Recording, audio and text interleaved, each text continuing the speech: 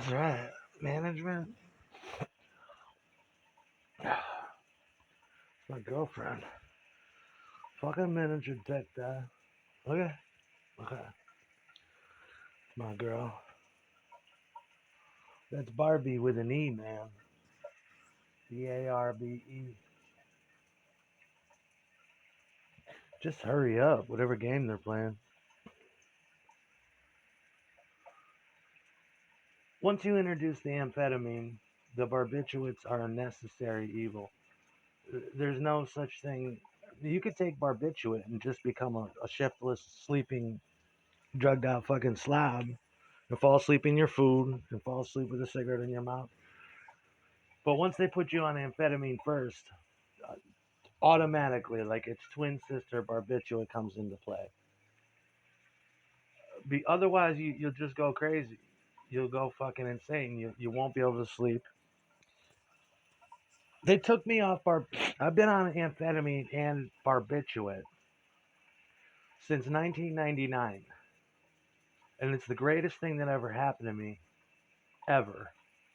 I thought it was better than I imagined it was better than winning the lottery, and I still kind of believe that. Amphetamine and barbiturate together, those are my two girls, my two lovers. You understand that? They took me off they took me off barbiturate when I went into my doctor's office and I had a grand mal seizure on his couch. And yeah, that was like the second time I did that too. Because you because Xanax doesn't leave your system, it builds up really quick. And when it builds up, it'll give you seizures. It also makes you do. I'm always using that word somnambulant because that's the word, a sleep-like state, a dream state. It As it builds up, it'll put you in a dream-like state. So you'll do dreamy shit, like you'll be knocking on your neighbor's door, asking for weird shit. You'll be in the middle of the road. It's basically sleepwalking, is what it is. But you should be in the house. Well, once they took me off the barbiturate, I started to stay up for 3 days, 5 days, and then most recently here, 7 days I was up. And it doesn't leave your system, it stays.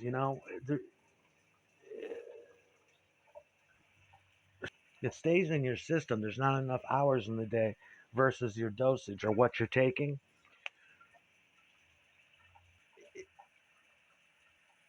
And it'll give you it will give you a schizophrenic state as you stay up. And it's a painful existence. It's super painful. It's super scary. You get you get ideations of persecution. You think that everyone's plotting against you. You think everybody's up to something. I thought there was people on the roof in a tent with guns, and they were taking over the house. I thought they were crawling in the house through the side. I thought the house was wrapped in electrical wire, and it went to the national grid, and the national grid was frying me intermittently. You can feel shit like the house. Something. It's like an eruption inside too, especially with the new amphetamine, pharmaceutical grade. It'll give you this feeling of someone has, which is a speedy feeling. I used to love that feeling. It feels like someone's got a cattle prod in you. You feel like you're buzzing. But in the past couple of years, since they changed the recipe, and they've been making it for us here with the floor sweepings of some warehouse in China, it gives you really bad physical side effects. I used to walk, and I could feel every time I'd walk, I could feel the roof bouncing and the floor bouncing, and I thought that they were bending physics, and I was wondering why the floor wasn't breaking, the wood floor, because it was just in my mind it was shifting like a pirate ship. And I'm like, how the fuck is this floor not breaking apart? Every time I'd get up to walk, you'd hear and you'd feel someone upstairs that was like 400 pounds walking with you. And so I started to think there was people upstairs that were following me with some kind of proton gun and blasting me with radiation. because they took me off the fucking barbiturate. The barbiturate will clear your mind and chill you the fuck out. But as the days went on, you'll be having full blown conversations with people, with the deceased, with people you don't know, others that you do know, and everything when I started to flip out on amphetamine revolved around the sex trade. It revolved around prostitution. I had a dream that Andrew was here and that he was my old friend Andrew, and he was a pimp now, and we were doing street wars to get the most girls. Shit, you can hear people having sex that I still don't know if it's real or not. But it happened at Van Branken and it happened here too, and it only happened while I was speeding the fuck out. Is you hear people having sex and it sounds like your ex girlfriend, and then you're having dialogue in your head that your ex girlfriend is next door having sex with the guy next door, and you're trying to be cool, and it's extremely painful because you believe this shit.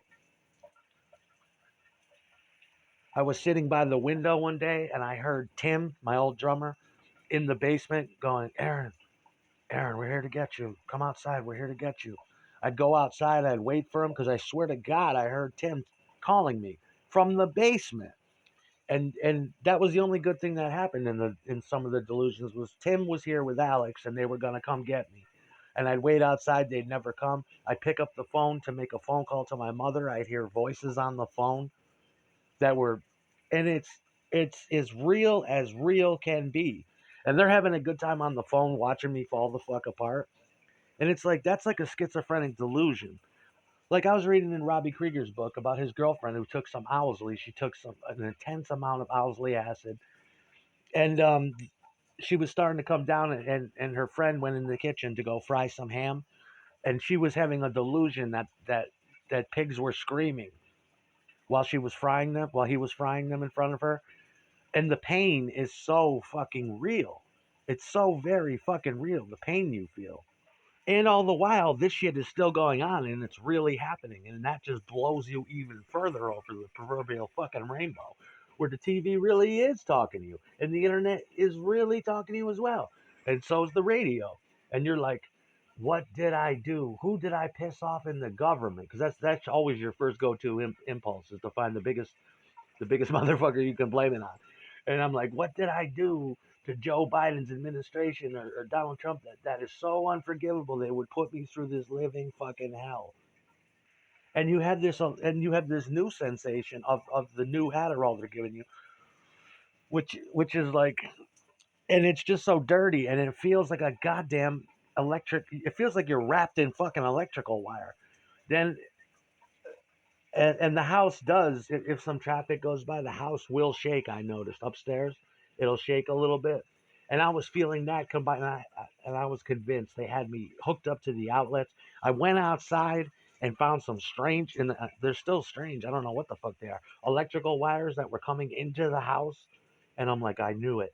They wrapped this motherfucker in like a Tesla coil or whatever, some kind of Faraday cage or whatever. And um and, and the paranoia is fucking real. It's fucking real. And you'll have conversations with people you don't know. I had a conversation with two black men in the living room, and I remember all the delusions too, which is the scary fucking thing. I had a conversation with two black men. It was all set up like an invisible meeting. I had two chairs on each side of me, and in my mind there was two black men sitting there telling me about the sex industry and how I'm gonna do this and how I'm gonna do that. And I'm just like, okay, whatever. And yeah, it's fucking scary. The neighbor kept throwing water out of the window, and I was having delusions that it was a hobo war, and those were hobo markings. I was fixated on the sneakers that were swinging on a fucking wire and what the neighbor was doing. I'm like, the neighbor's trying to get in here, and he's trying to fucking live in my house rent free and shit. But I knew the whole time I know it's a fucking delusion, and I'm not saying anything. And then I started packing my bags, making an emergency bug out speed bag for when you bug the fuck out. And it's sad that anybody would watch me go through that condition. I heard my sister also downstairs. All the good voices seem to come from the basement. And this place is fucking haunted in reality. I don't give a fuck what anybody says.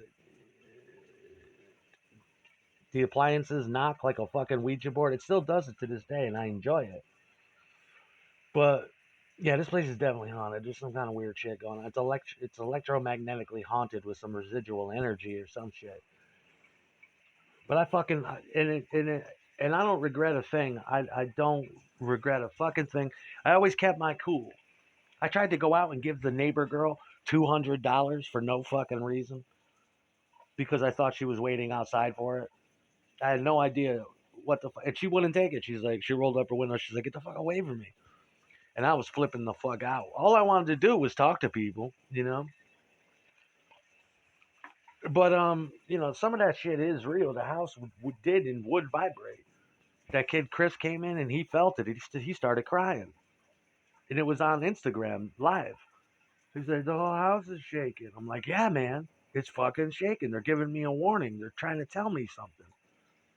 And I'd be sitting on the steps, and I could only get relief if I went 10 feet away from the front steps. And some nights I would sit out there all night listening to Slayer's American over and over and over again, and listening to Slayer over and over again. And I think they were doing that to calm me the fuck down, but it scared the shit out of me. They started fucking with the gas lines and running pneumatic drills around the clock and shutting the street down. And the drills sounded like the fucking energy death rays that I thought were coming at me. And I kept it all a secret. I'm the best guy you ever want to trip with. But it just goes to show you need the barbiturate to come down so you can fucking sleep. It turns you into a fucking Superman. You love everything feels so good. Your dick feels amazing. Masturbation is 10 times greater, and all you want to do is just lay around and look at teenage girls and on Instagram and stroke your dick and try desperately to engage them in some kind of erotic conversation. I loved it. Makes you into a Superman. Makes you smarter. It does. I mean, that's why they gave it to those kamikaze pilots and shock troopers, because it turns you into a literal Superman, an Uberman, a stellar Uber fucking man. And that car that came by with the Jason mask, who's that supposed to be? Summer or Tim Burnham?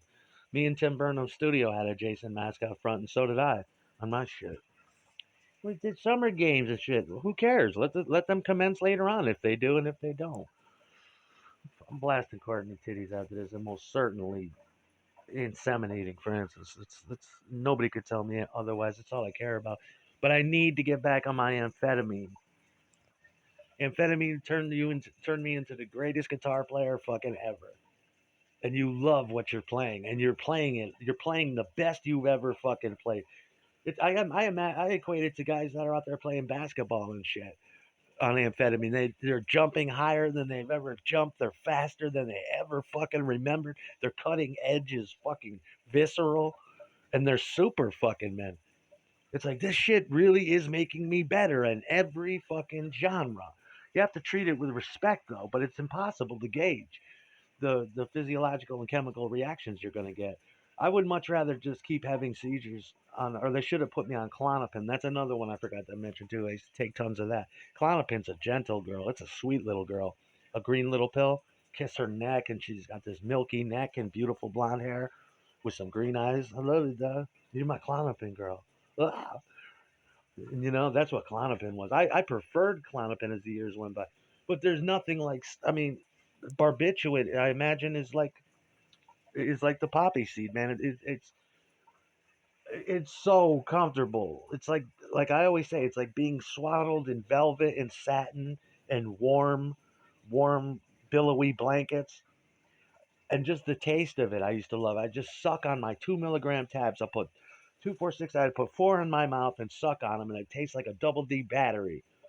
And then 10 minutes later, you got the hand of God brushing your hair back and cradling you and rocking you into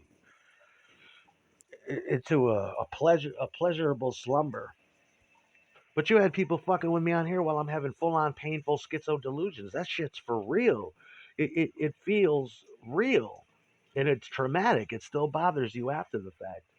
But I'd lay back with my dick with my amphetamine hard on and do shit like that. Just stroke off to four fucking pictures of Francis Cobain or whoever I was that day. And you could sit there for 5 hours and build up a an Iron Man, Mega Man load and just blow it into your jerk rag, and you feel like Iron Man. Powerful fucking eruption, pleasurable. Oh fuck! Boo boo boo boo boo boo boo boo boo boo boo, and it's just dripping, dripping, come. Boo.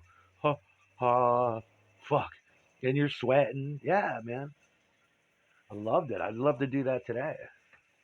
Zooming into the picture, zooming out, go back for 5 minutes, zoom into the lips, zoom into the eyes. And just keep your dick on the complete razor's edge of blowing a fat prodigious load. You just, you know, I used to feel bad because I'd come home, I'd do it at like 10 o'clock if I got it at 10 o'clock in the morning, I'd be there till 6 at night, and I'd be like, holy shit, the sun's going down. I'm still jerking off to this girl. And that's what I mean. There's nothing like it. If you want to bond with your girl, you do some amphetamine sex and you just rip that bitch up. Rip her up. Oh, pound pussy. You know? Nowadays, that's what I do. She'd come out with 10 hickeys and just hair crazy, dried semen in her hair, and just, holy shit. It's gripping ass.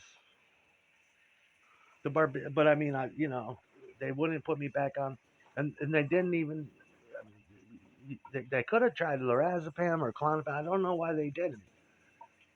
But yeah, to come down, you have to 7 fucking days, and that's no lie. 7 days. It was my record, all-time record here at Hill Street. The last time I got high, and I don't want people knowing and telling on me what I'm doing, because I never bother a soul. I just get freaked out. You need something to come down with. I was out there. Well, I mean, rightly so. I was out there asking people for weed because I needed to come down. I was trying to drink, and nothing's gonna take that edge off. You got another 12 hours with that shit. And your mind's getting more and more fucking warped. You can't stop sucking on your tongue. Your tongue's all cut up. Your eyes look like shit because it kills your vision. You know, but amphetamine and barbiturate are the greatest things that ever happened to me in my fucking life. And I don't even know how to live like this. I don't even know how to live without it.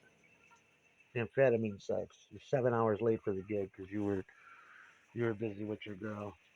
Hands up underneath the panties, just sliding it down onto the dick for 7 hours. And she loves it too because she's high as hell. You got to remember to drink shit too, and that's what fucks you up is you stop drinking shit. I used to hear voices all the time. Now you got to. I'd hear Renee in my head telling me, "Babe, you got to drink something." And you force yourself to drink something.